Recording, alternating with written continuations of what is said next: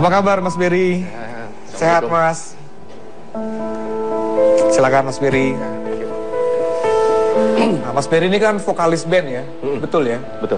Bagaimana sih kehidupan seorang Berry Senloko? Dan sekarang namanya jadi Muhammad Berry Al-Fatah. Berry Al-Fatah ya? Oke. Saya ngejalanin apapun yang bisa bikin saya merasa senang, apapun itu, tanpa mikir konsekuensinya itu apa, tanpa mikir apakah ada hikmah atau tidak dari yang saya jalanin itu kan. Ya, saya dekat sama kehidupan malam, lalu saya sempat terperangkap di narkoba. Jadi sebenarnya mencari ketenangan, tapi dengan berbagai cara gitu ya? Dengan berbagai cara. Saat mencoba narkoba itu, menemukan ketenangan nggak? Pada awalnya sih iya sih.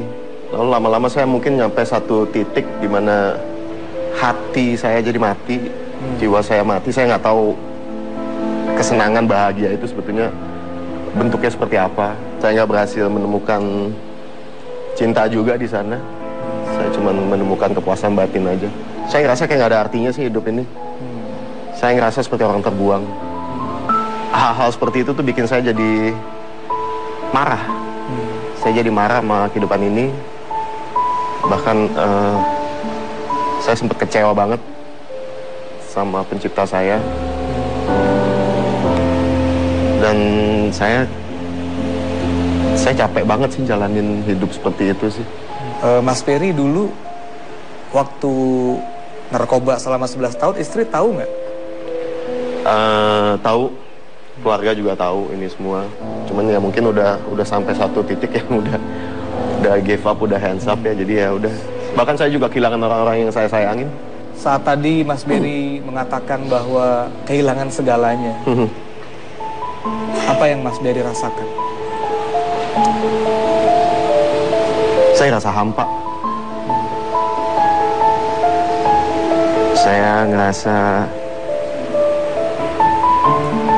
nggak ada artinya. Saya ngerasa nggak mungkin orang seperti saya patut untuk disayangi. Padahal saya sangat ingin sekali untuk bisa menyayangi seseorang atau sesuatu dengan tulus, jauh di dalam lubuk hati saya. Tapi entahlah kenapa saya ngerasa saya nggak layak untuk itu. Ketika Mas Berry sudah mulai jenuh dengan narkoba, kemudian apa langkah Mas Berry? Ada sih keinginan sih untuk bisa berhenti, untuk keluar dari hal-hal seperti itu sih. Cuman saya udah berusaha ngelakuin segala cara ya. Cuman tetap aja balik lagi kambuhan. Saya kan sempat mengalami perpisahan di rumah tangga saya. Sampai saya ada satu titik, mungkin di titik itu saya ngerasa frustasi, saya ngerasa depresi di situ. Saya pengen ngakhirin semuanya sih dengan hal seperti itu sih. Jadi saya pengen apa ya? Jangan saya rocker kan, saya pengen kok bisa saya mati dengan dalam keadaan rock and roll gitu. Dan entah kenapa mungkin memang ini jalannya Allah ya. Kebetulan di saat itu kan saya emang lagi ngerjain sebuah project musik sama teman saya. Bukan sosok guru besar atau gimana, nggak, orang biasa seperti saya, gayanya seperti saya rock and roll, tapi bisa dibilang lurus lah hidupnya. Ya di saat kita lagi workshop itu kan saya sering berkunjung ke rumahnya gitu. Kebetulan di rumahnya juga ada padepokan ngaji, anak-anak muda suka pada ngumpul di situ kan. Saat lagi break saya suka perhatiin mereka sholat. Terus saya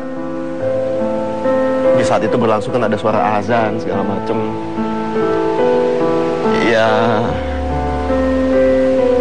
entah kenapa saya jadi kayak tersentuh sih di sana, kayak disentil gitu sih nurani saya gitu. Saya lihat saat proses mereka menjalankan sholat itu semuanya damai. Sekarang setiap Mas Berry mendengar azan, apa yang Mas Berry rasakan? Saya ngerasa rendah banget mata Allah.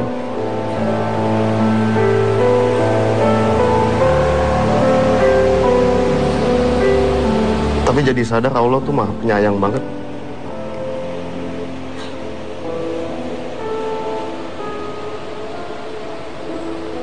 Ya ternyata dia nggak pernah lupain saya sih, penting saya pikir ya. Apa yang ingin Mas Berry sampaikan sama Allah? Saya minta ampun untuk semua yang pernah saya lewatin.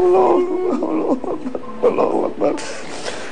Allahu Akbar, Allahu Akbar, Allahu Akbar, Allahu Akbar, Allahu Akbar. Allahu Akbar, Allahu Akbar, Allahu Akbar. Allahu Akbar. Terima kasih Mas Beri. Pemirsa, Mas Beri hatinya bergemuruh, merasakan ketenangan saat mendengar panggilan cinta Allah. Bagaimana dengan kita? Setiap kita mendengar panggilan cinta Allah, apa yang terasa di hati kita? Saat kita berzikir subhanallah, walhamdulillah, wallahu akbar, apa yang terasa dalam hati kita? Sudahkah kita bergetar mengucapkan kalimat subhanallah? Sudahkah kalimat subhanallah itu membuat hati kita bergemuruh, mensucikan nama Allah, dan kemudian membayangkan betapa kotornya hati kita, betapa kotornya pikiran kita, betapa kotornya lisan kita, betapa kotornya pandangan mata kita. Saat kita mengucapkan subhanallah, Maha Suci Allah, sudahkah kita terjun ke dalam hati kita? Betapa hati ini sering kita kotori dengan perbuatan maksiat, dengan iri, dengan dengki, dengan dendam. Padahal kita berkata subhanallah, Maha Suci Engkau ya Allah, minta ampun. Kita mengucapkan hamdalah, alhamdulillahirabbil alamin. Tapi sudah berapa lama kita tidak menjadi hamba yang bersyukur kepada Allah? Kita mengucapkan alhamdulillahirabbil alamin setiap hari, tapi sudah berapa lama kita tidak bersyukur kepada Allah yang memberikan nikmat kepada kita begitu banyak? Sudah berapa lama alhamdulillah kita hanya di lisan tanpa masuk ke dalam hati? Minta ampun pemirsa. Hari ini ya Allah, kami akui betapa kecilnya kami di hadapan-Mu, Duhai yang Maha Besar. Dan betapa maha besarnya Engkau. Getarkan hati kami saat kami mendengar nama-Mu dipanggil, Duhai Allah yang Maha Besar. Ya Allah, jangan Kau cabut lagi hidayah yang telah Kau berikan kepada kami. Jangan Kau cabut lagi ya Allah getaran cinta di hati kami kepada-Mu Allah. Hari ini kami tahu Kau menatap kami. Terima kasih ya Allah atas semua kebaikan yang Kau berikan kepada kami, atas semua cinta yang Kau berikan kepada kami. Subhanallah walhamdulillah wala ilaha illallah wallah